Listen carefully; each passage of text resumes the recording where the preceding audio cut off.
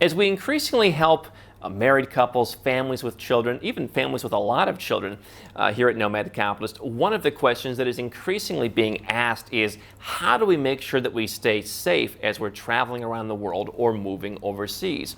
And my answer is that in all my years of being the Nomad Capitalist, I have said that just as the non-brand name countries may offer better asset protection, better investment potential, they often also are safer places to live. When you look at the actual statistics, the country that I come from, the United States, many other Western countries, often don't score nearly as highly as people who live there would think. And so today I'm going to go through some actual statistics and share with you 7 surprisingly safe countries that you probably never would have even thought of.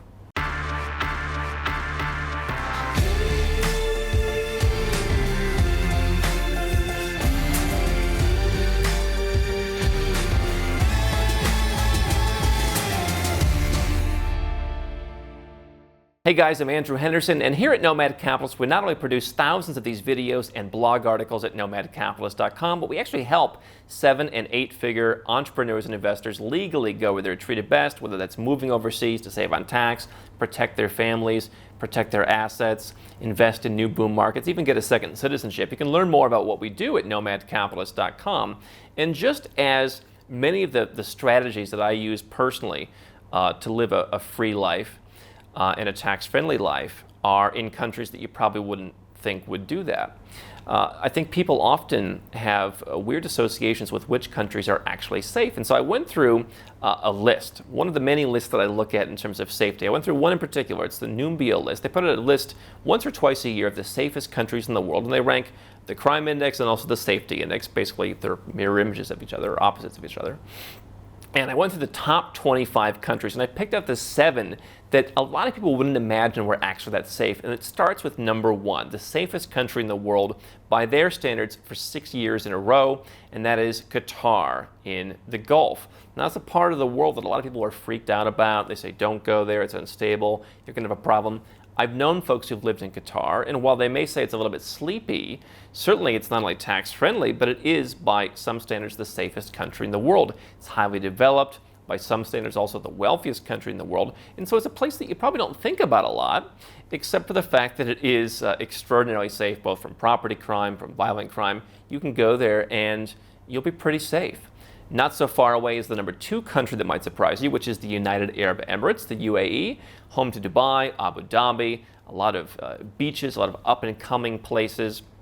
They are more active in attracting entrepreneurs, attracting real estate investors to come and get residence permits. Neither of these countries will grant you citizenship, so if that's part of your plan, you'll need to go somewhere else. But if you're looking for a safe place to live, then the UAE is one of the tops on the list. And again, they certainly don't tolerate too much there.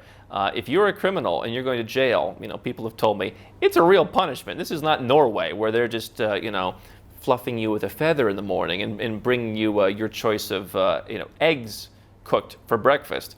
It's tough. No one wants to be a criminal in this part of the world. So as a result, crime is pretty low. Of course, most of the people in these countries are also expats. If you don't shape up, you get shipped out. And so I think that also helps keep the countries relatively safe. But both of those countries in the Gulf region, both of them very tax-friendly, and both of them some of the top safest countries in the world. Number 3 is a country that you've certainly heard about, and it's certainly been discussed if you've done research on doing business internationally, and that's Hong Kong. But what might surprise you is that, even amidst everything that's been happening in Hong Kong, it still ranks very highly for safety.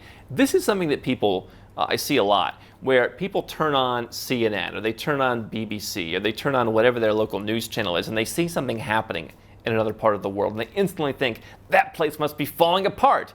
And meanwhile, I know plenty of people who live in Hong Kong, and a lot of them plan to stay there for the foreseeable future. It also is a tax-friendly country for many different types of people, maybe not quite as tax-friendly as the Gulf for everyone, but a lot of people I know, they are really excited to keep living there. And some of them actually like the fact that China is more involved, as maybe they want to protect themselves from another country, right? And so I think that Hong Kong still pretty safe. Obviously, every country has its own set of problems. But I think that when you turn on the news and you see what's happening somewhere else, and as they say, ignore the log in your eye to pay attention to the speck on someone else's. That may apply here as you see increasing protests and violence and crime on the rise in parts of the Western world. Number 4 on the list, the 6th safest country on the list. It's been on the list for a while. We've talked about it for years, is Georgia.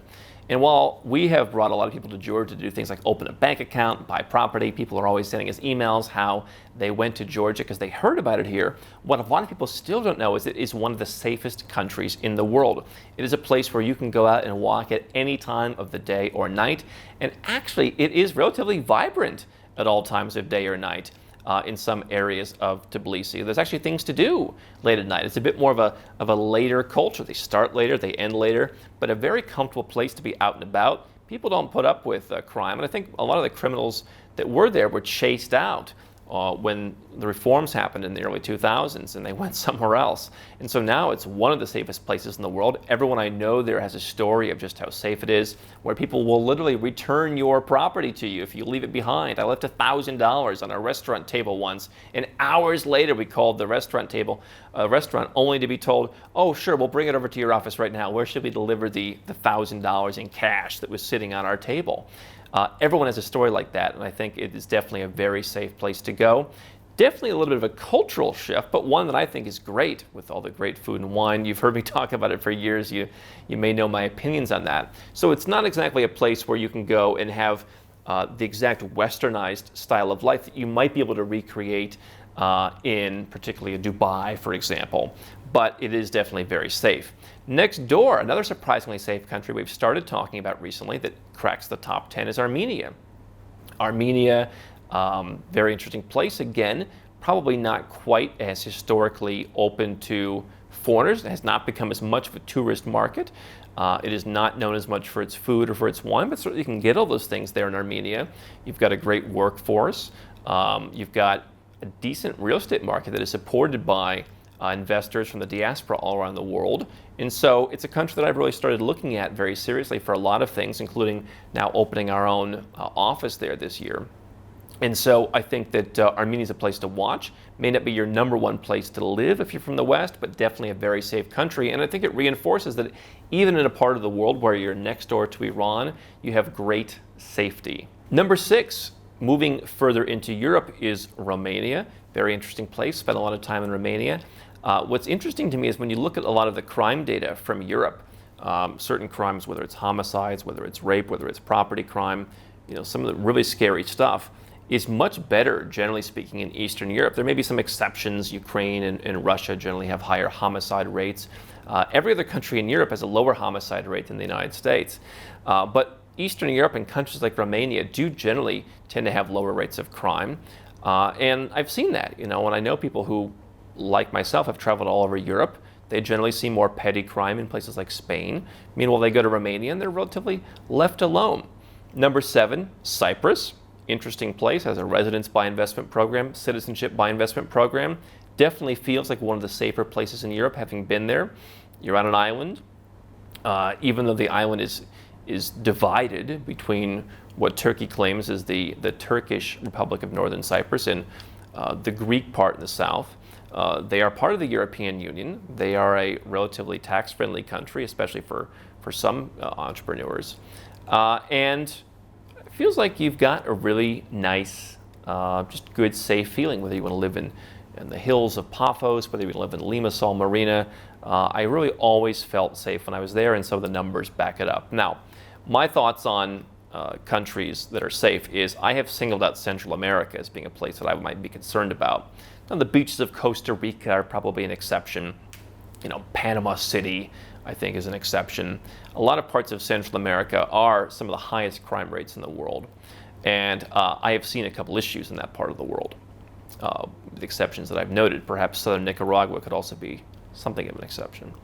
But outside of that, I have walked around the streets of Cambodia at 1 in the morning with, dressed up and carrying a laptop. I have walked around Colombia at all hours of the day and night. And I think that if you plan your life accordingly, most places can be safe. I am not someone who looks and digs through statistics as my only example of what is safe or what is good. I like to go out and experience things. And what I found is not only are most of these places in the world safe, I feel safe. I potentially feel safer than where I lived in the United States. You know, I wouldn't want to walk around a lot of cities downtown in the United States at night. But I also know that if you are living in a suburban environment, you might want to go and live in a suburban environment somewhere else. You may not choose to live in the city center. You're certainly not going to choose to live in the dangerous areas, and that's what we talk to people that we're working with about all the time is where should you live in Mexico City to be safe? Because you can. Where else could you live in Mexico, a country that people often say is not safe, and actually be safe? Places like Merida, for example. And so I think that any place can be safe if you make it that way, but if you're looking at the statistics, these are countries that rank very highly, and they may be worth considering.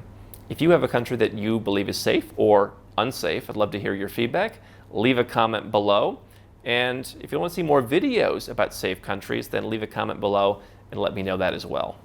How can Nomad Capitalist help you? 4 ways. Number 1, subscribe to our channel and click the notification bell to make sure you get our new video every day. Number 2, get a copy of Nomad Capitalist, the book. You'll learn a lot of my personal experiences over a dozen years of studying this stuff, as well as exactly some of the strategies that you can use to build your Nomad Capitalist plan.